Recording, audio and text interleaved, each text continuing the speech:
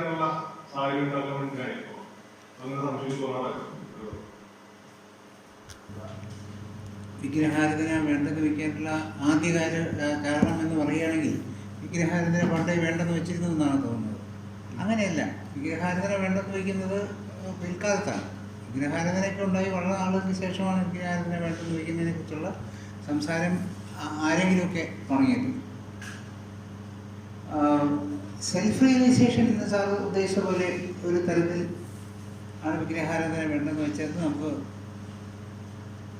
തീർത്തും പറയാൻ സാധ്യമല്ല. കാരണം അതിന് പുറകിൽ പല കാരണങ്ങളുണ്ടായിരുന്നു. വിഗ്രഹാരാധനയിൽ ഉണ്ടാകാവുന്ന അപകടങ്ങൾ മനസ്സിലാക്കിയ ബുദ്ധന്മാർ വിഗ്രഹാരാധനയെ നിരുത്സാഹപ്പെടുത്തി വന്നു. അതിൻ്റെ ഫലമായിട്ട് വിഗ്രഹാരാധനയ്ക്കെതിരായുള്ള പ്രവചനങ്ങളുണ്ടാവുകയോ അല്ലെങ്കിൽ പ്രഭാഷണങ്ങളുണ്ടാവുകയോ ഉദ്ഘോഷങ്ങളുണ്ടാവുകയോ ഒക്കെ ചെയ്യുന്നതിൻ്റെ ഭാഗമായിട്ട് വിഗ്രഹാരാധന ഇല്ലാതാക്കാൻ വേണ്ടി ആലോചിച്ചു. എന്നാലും വിഗ്രഹാരാധന മനുഷ്യനുള്ളിടത്തോളം കാലം നിലനിൽക്കുന്നുണ്ട് എന്നുള്ളത് പല രീതിയിലും നിൽക്കുന്നുണ്ട്. ഒരു വശത്തേക്കിട്ടെ വിഗ്രഹാരാധന ഉണ്ടാകുന്ന പ്രധാന അപകടങ്ങൾ എന്ന് പറയുന്നത് മലയാളിക്ക് ഏറ്റവും കൂടുതൽ മനസ്സിലാക്കേണ്ടത് ഇതാണ് ഗുരുദേവൻ്റെ ദേവചിന്തനത്തെ കൂടിയാണ്. വ്യക്തി രൂപങ്ങളെ അല്ലെങ്കിൽ സൂക്ഷ്മ ദേവതാ സ്വരൂപങ്ങളെ ആരാധിക്കുന്നത് കൊണ്ടുള്ള ഐഹികമായ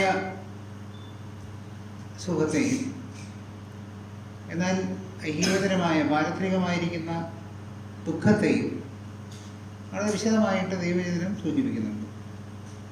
എന്തുകൊണ്ടോ ദൈവചിന്തനം പ്രകാശിതമല്ല, അധികം ശ്രദ്ധിക്കപ്പെടാതെ പോകുന്നു എന്നുള്ളത് എനിക്ക് അത്ഭുതമായിട്ട് തോന്നിയിട്ടുണ്ട്. നമ്മുടെ സുഹൃത്താണത് ശ്രദ്ധയിൽ കൊണ്ടുവന്നത്.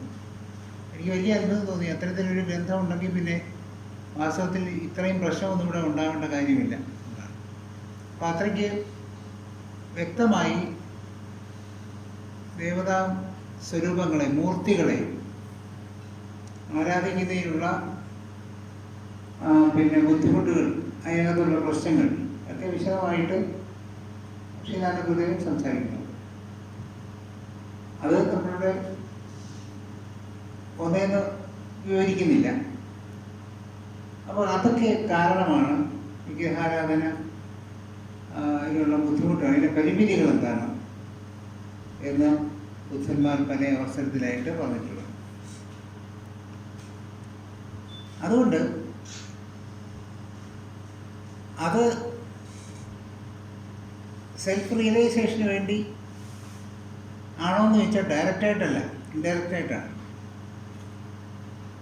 ഡയറക്റ്റായിട്ട് ഒരു ഏകാഗ്രത, ഉപാസനയുടെ ഏകാഗ്രത എന്നതിനെ വിളിക്കാം. പല സ്ഥലങ്ങളിൽ കിണർ കുഴിക്കുന്നതിന് പോലെ ഒരു സ്ഥലത്ത് കിണർ കുഴിക്കുക. ആ പല സ്ഥലങ്ങളിലായിട്ട് കുഴിക്കുന്ന വ്യായാമം, പരിശ്രമം ഒരു സ്ഥലത്ത് കോൺസെൻട്രേറ്റ് ചെയ്യുക, ഒരു സ്ഥലത്ത് കേന്ദ്രീകരിക്കുകയാണെങ്കിൽ ആ കേന്ദ്രീകരണം കൊണ്ട് ഫലസിദ്ധി ഉണ്ടാകും എന്നുള്ളതാണ് ഏറ്റവും പ്രധാനപ്പെട്ട എന്നുള്ള കാരണം.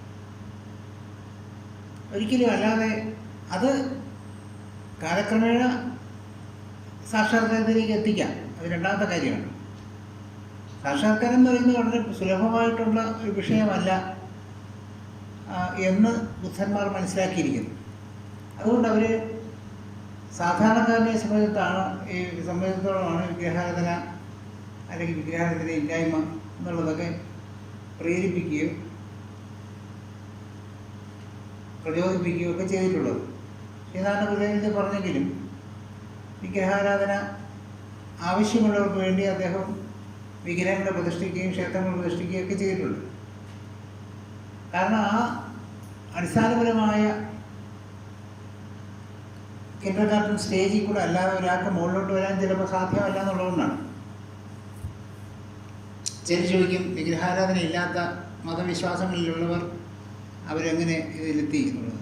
എൻ്റെ വിശ്വാസം എന്ന് പറയുന്നത് വിഗ്രഹാരാധനയുടേതായ ഘട്ടങ്ങൾ കഴിഞ്ഞിട്ട് വിഗ്രഹാരാധന ആവശ്യമില്ലാത്ത അല്ലെങ്കിൽ അമൂർത്തമായിരിക്കുന്ന ആരാധനയിലേക്ക് പോകാവുന്ന ഒരു ബോധത്തിൽ അവർ വന്ന് ജനിക്കുന്നു എന്നാണ് എൻ്റെ വിശ്വാസം.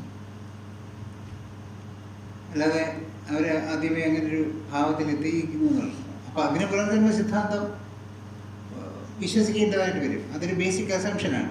അതില്ലാതെ അതൊരിക്കലും പറയാനൊക്കില്ല. കുറച്ച് പേർക്ക് ബുദ്ധി കൂടുതലായിട്ട് ജനിക്കുക, കുറച്ച് പേർക്ക് അങ്ങനെയല്ല. അപ്പോൾ ആ ശ്രേണിയിൽ ക്ഷമിക്കുക, ആ പ്രവാഹത്തിൽ പല അവസരത്തിലായിട്ട് ആ ഉപാസനയുടെ രീതികൾ മാറി മാറി വരികയും അത് ഗ്രാജുവേറ്റ് ചെയ്ത് മുകളിലേക്ക് വരികയും അവസാനം താൻ തന്നെയാണ് സത്യം എന്നുള്ള ബോധത്തിൽ എത്തിച്ചേരുകയും ചെയ്യുന്നത് വളരെ താമസമാണ് തീർച്ചയായിട്ടും.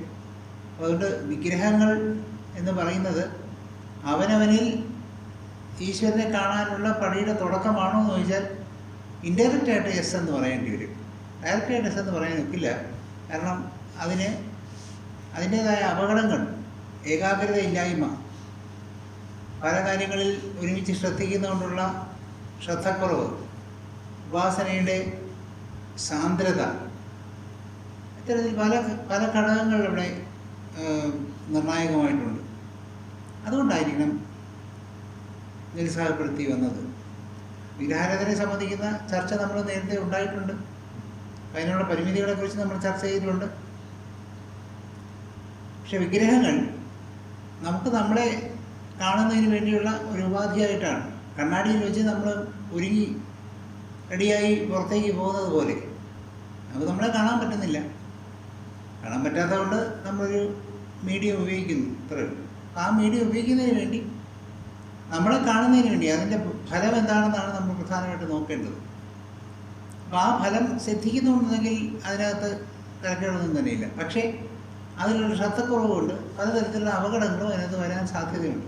പക്ഷെ ഒന്നല്ലെങ്കിൽ മറ്റൊരു വിധത്തിൽ എന്തെങ്കിലും തരത്തിലുള്ള വിഗ്രഹാരാധനകൾ അല്ലെങ്കിൽ പ്രതീകങ്ങൾ ആരാധനാക്രമങ്ങൾക്കകത്ത് വരുന്നു എന്ന് സൂക്ഷ്മമായി പരിശോധിച്ചാൽ കാണാം. നമ്മൾ ഓരോന്നായിട്ട് എടുത്തു വെച്ച് വിശകലനം ചെയ്യുന്നില്ല. പല വിശ്വാസ പ്രമാണങ്ങൾ, വിഗ്രഹാരാധന നിഷേധിക്കുന്ന പല വിശ്വാസ പ്രമാണങ്ങൾ പോലും ആത്യന്തികമായിട്ട് അൾട്ടിമേറ്റായിട്ടൊരു പ്രദേശമോ അല്ലെങ്കിൽ ഒരു സ്ഥാനമോ അല്ലെങ്കിൽ ദേവാലയങ്ങളോ, ദേവാലയങ്ങൾക്കകത്ത് എന്തെങ്കിലും കേന്ദ്രീകൃതമായിരിക്കുന്ന ഒരു സ്ഥാനമോ ഒക്കെ കൊടുക്കുന്നുണ്ട്. അപ്പോൾ വികേന്ദ്രീകൃതമായിരിക്കുന്ന, എല്ലായിടത്തും നിറഞ്ഞിരിക്കുന്നതായിരിക്കുന്ന ഈശ്വരൻ നമ്മൾ കേന്ദ്രീകരിച്ചുകൊണ്ട് മാത്രമേ നമുക്ക് കോൺസെൻട്രേറ്റ് ചെയ്യാൻ പറ്റുന്നുള്ളൂ, നമുക്ക് അതിനകത്ത് ശ്രദ്ധിക്കാൻ പറ്റുന്നു, ഉപാസിക്കാൻ പറ്റുന്നുള്ളൂ എന്നുള്ളതാണ് അവരുടെ കാണിക്കുന്ന അവരുടെ സ്വഭാവത്തിൽ നിന്നുണ്ടാകുന്ന നമ്മൾ തിരിച്ചറിയേണ്ട വിഷയം. ആ തിരിച്ചറിയിൽ നിന്ന് അതിനെ കോൺക്രീറ്റ് ആയിട്ടുള്ള കലാപരമായ രീതിയിൽ തന്നെ വിഗ്രഹങ്ങളാക്കി മാറ്റുന്നതിലൂടെ എനിക്ക് തെറ്റൊന്നും കാണാൻ പറ്റില്ല.